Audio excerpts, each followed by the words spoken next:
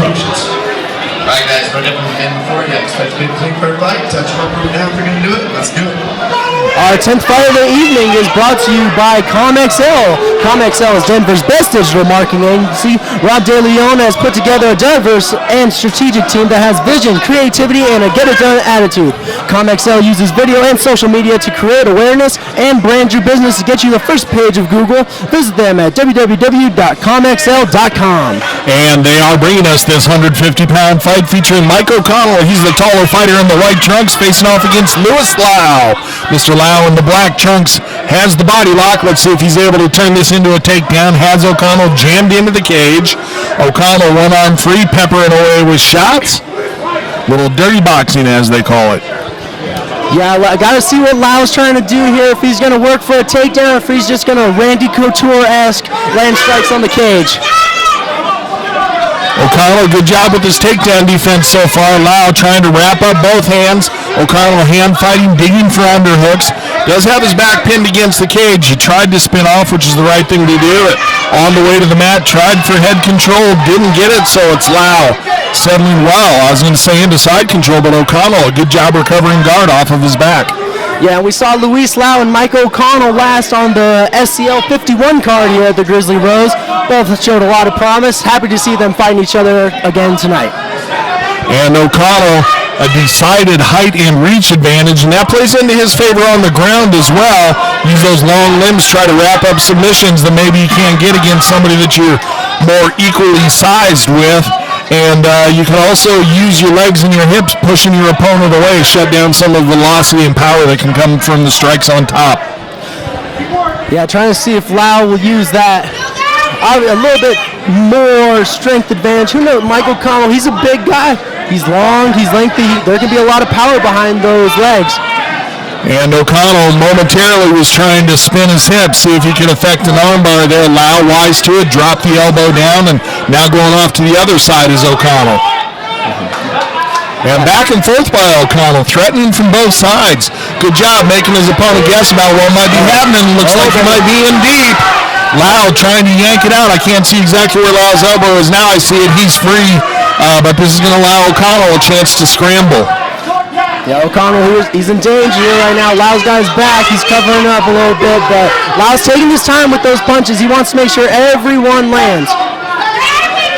And O'Connell going to try to get his feet underneath him, able to do so, come back to standing, but Lao punches him in the head a couple of times for his trouble. And right back to the takedown attempt is Lao. Just the tenacity of the wrestling game of Lao really paying off to positive effect for him here this evening.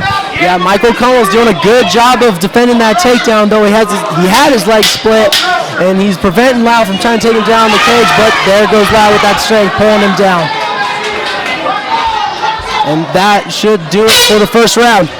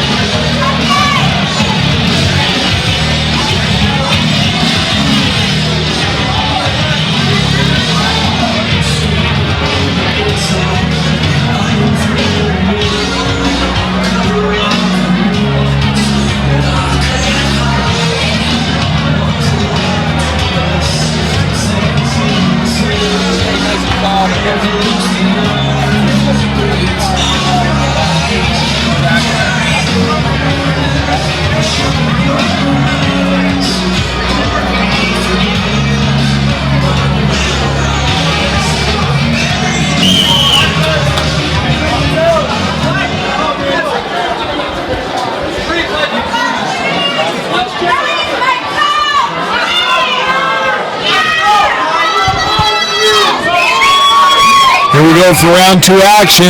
It was a fast-paced round one, and that shows as we take a look at both fighters in their quarters, waiting for the bell to ring to start the second. They're taking some deep breaths.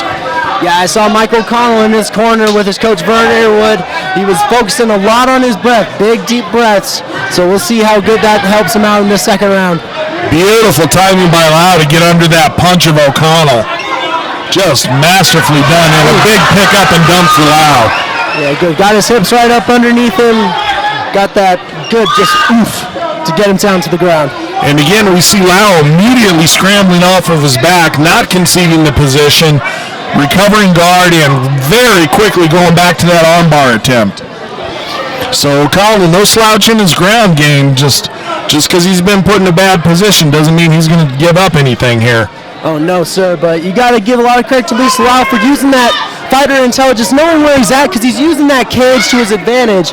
Michael O'Connell can't really posture up. He can't put his fingers in the cage. That is illegal in MMA.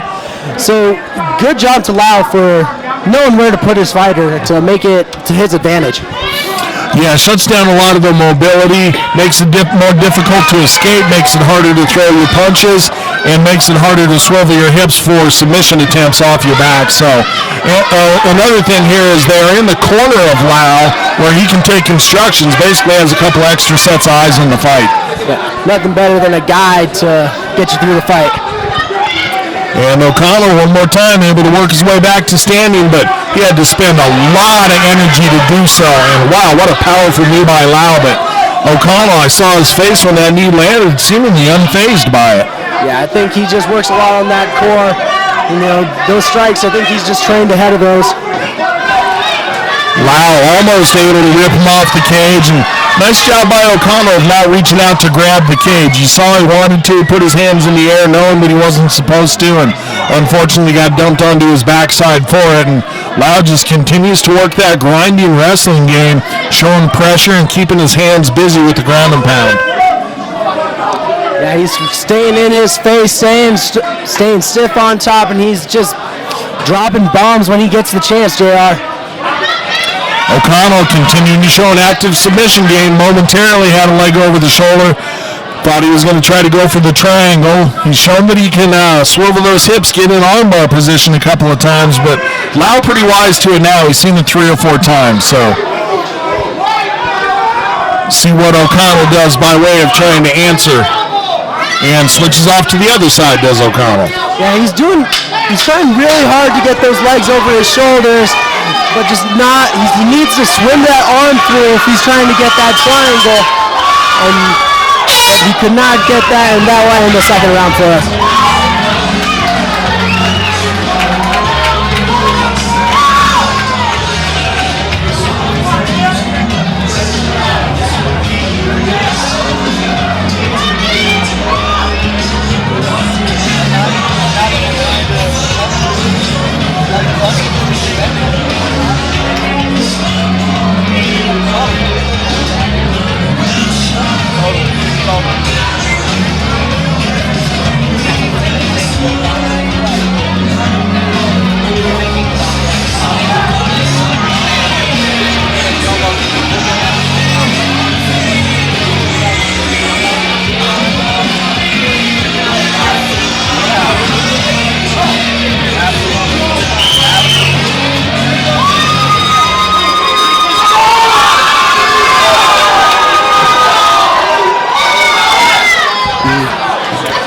Round 3 action. What we've seen so far is once Lau wants to put this on the ground, he's able to do so. O'Connell able to scramble back up a couple of times, but Lau working from the top. So he knows where his bread's buttered, immediately going back to trying to put this fight on the mat as Lau. Indeed, JR. And I got to ask you, I got it scored right now, 2 rounds to none for Lau. What does Michael O'Connell got to do to concede this fight and walk out of here with a win? He's got to try to create some distance. He's not going to, unless he gets a 10-8 round, he'd get a draw, but otherwise he's got to get a finish to this fight.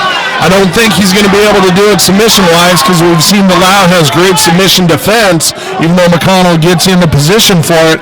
So I think he needs to create distance and try to work his striking game, see if he can get a TKO or a KO. And just as I say that, he almost goes into back control, does O'Connell. Yeah, it was a really funky position how he had that leg hooked over, but Lau still had an underhook over his right arm, so it kept Lau in good position there. And that's just really great wrestling knowledge by Lau, showing that just the difference of where one arm or where one elbow is can really determine what happens in a fight. Nice job rolling through here by O'Connell, but Lau just continues with that pressure driving forward, ends up on top and 3/4 mount. Yeah, I'm really impressed here with Lau's just top control and his ability to take Mike O'Connell down using the cage. He's really got that good fighter IQ to know what to use as his assets in there. And busy enough on the ground, too, that the referee's willing to let us stay down here. I don't think Lau's even been warned once about having the fight stood up because he's always busy with his hands, always busy trying to move his feet, pressure forward, trying to improve his position if he's not striking. Indeed. How about that? How's that for a run-on sentence? And O'Connell, to his credit, always active off of his back. He's not just there with his shoulders on the mat waiting for something to happen. He continues to try to effect submissions, and one more time we see him going in for the armbar. Lau, good position with his arms for defense, but O'Connell has those legs exactly where he wants them, and Lau going to try to yank his arm out of there.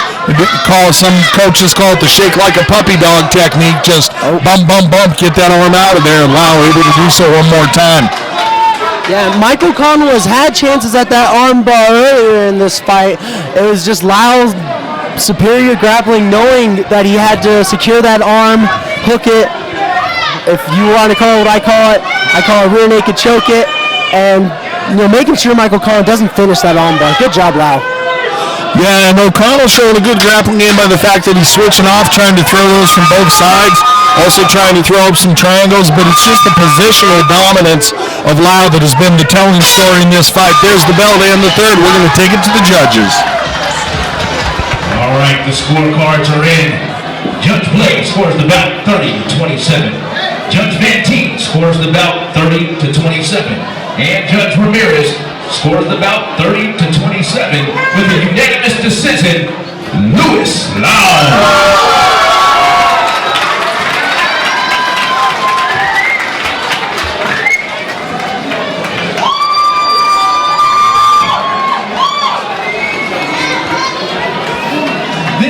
Here with Luis.